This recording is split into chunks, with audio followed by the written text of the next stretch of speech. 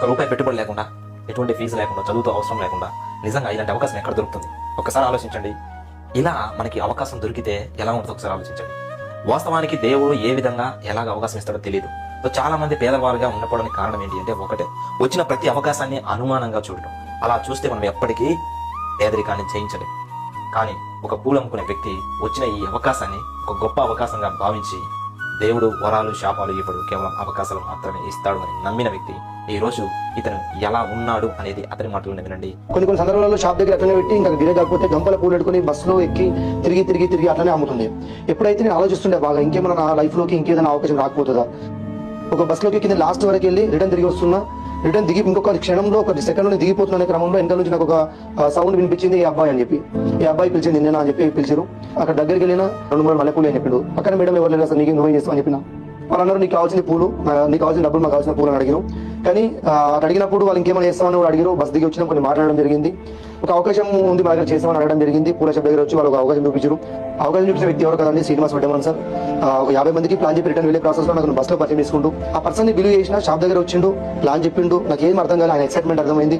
ఆ పర్సన్ ని చూసి నేను ప్లాన్ మొత్తం విన్నా, ఒకటే నాకు అర్థమైంది, జస్ట్ ప్రొడక్ట్ చేంజ్ చేసి లైఫ్ చేంజ్ అని చెప్పిండు. మా మమ్మీకి మొగలు ఉండడం వల్ల నేను మొగలు కోసం ప్రొడక్ట్ ఎంత వాడాలన్నా మళ్ళీ ప్రొడక్ట్ వచ్చినాయి, మమ్మీకి వాడుకున్న మొగలు తగ్గినాయి. దానివల్ల ఇంకా బిజినెస్ స్టార్ట్ చేయాలంటూ చెప్తుండు, ఫోన్ లో మాట్లాడిండు.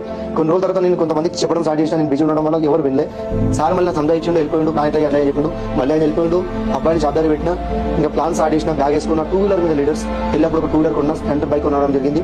ఆ బండి తీసుకొని ప్లాన్కి వెళ్ళిపోతుండే. ఎక్కడ పడితే అక్కడ ప్రాస్పెక్టింగ్, పూల షాప్ దగ్గర వచ్చిన వాళ్ళని ప్రాస్పెక్టింగ్ చేస్తుండే, హోటల్లో తినడానికి వెళ్తే ప్రాస్పెక్టింగ్ చేస్తుండే, టిఫిన్ చేయడానికి వెళ్తే ప్రాస్పెక్టింగ్ చేస్తుండే, ఎక్కడికి వెళ్తే అక్కడ ప్రాస్పెక్టింగ్ చేస్తుండే. నేను చాలా మందికి ఫ్రెండ్స్ బిజినెస్ చెప్పిన నో అని చెప్పారు, రిలేటివ్ కి బిజినెస్ చెప్పిన నో అని చెప్పారు, చాలా మందికి బిజినెస్ చెప్పిన నో నో నో. ఒకటే చెప్తుండే, శ్రీనివాస్ సార్ చెప్తుండే, సార్ ఎంతమంది నో అంటారు. ఒకటే చెప్తుండే, నో అంటే నెక్స్ట్ ఆపర్చునిటీ, నో అంటే నెక్స్ట్ ఆపర్చునిటీ చెప్తుండే. అదే మైండ్ లో పెట్టుకున్న ప్లాన్ చెప్తూ పోతుండే. ఇట్లాంటి లైఫ్ నుంచి మేము ఒకటే అనుకునే వాళ్ళం, ఏందా మా జీవితం ఇంతేనా, మా జీవితంలో ఏవైనా కొన్ని రోజులు మంచి రోజులు వస్తాయా అని అనుకునేదాన్ని. స్టేజ్ ఆపర్చునిటీ మా లైఫ్ లో వచ్చింది. అక్కడి నుంచి మా జీవితం మారడం జరిగింది. స్టార్ రైటర్ కంప్లీట్ చేసిన తర్వాత నా ఇన్కమ్ ఒక 30-40,000 వచ్చేసింది. అట్లాంటి లైఫ్ నుంచి ఎంటైర్ మా ఖాందాన్ లోనే మాలాగా షోరూమ్ కార్డ్ తీసిన వాళ్ళు ఎవరు లేరు. ఒక గగ్గుల్స్ పెట్టుకుని, లేదంటే ఒక డీజే సాంగ్స్ పెట్టుకుని ఊర్లో వెళ్తుంటే నేను తలెత్తుకుపోతే చాలా మంది తల దించుకుంటున్నారు. ఈరోజు ఎవరికి కూడా మీరు మౌత్ తో సమాధానం చెప్పదు, సక్సెస్ తో సమాధానం చెప్పండి. పూలు అమ్మే పర్సన్ ఈ రోజు ఏ మీటింగ్ వెళ్ళినా పూల బాట వేసేది. నాకు పూల స్ట్రాంగ్ టీమ్ ని మేము బిల్డ్ చేసుకోవడం జరిగింది. ఒకప్పుడు మ్యారేజ్ అయిన కొత్తలో నాకు మా అమ్మ వాళ్ళు పెట్టిన బంగారం కూడా అంతా అమ్మడం జరిగింది. ఈ రోజు నేను తీసుకుని నిలబడ్డా, నా లైఫ్ లో లగ్జర్ కారు పడబోతున్నా, లగ్జర్ ఇల్లు కట్టబోతున్నా, నారాయణ ఉత్తమ మంది న్యూస్ క్రియేట్ చేయబోతున్నా. కర్ణాటక మా టీమ్ లో చాలా మంది లక్షలలో చెప్పి ఇస్తున్నారు.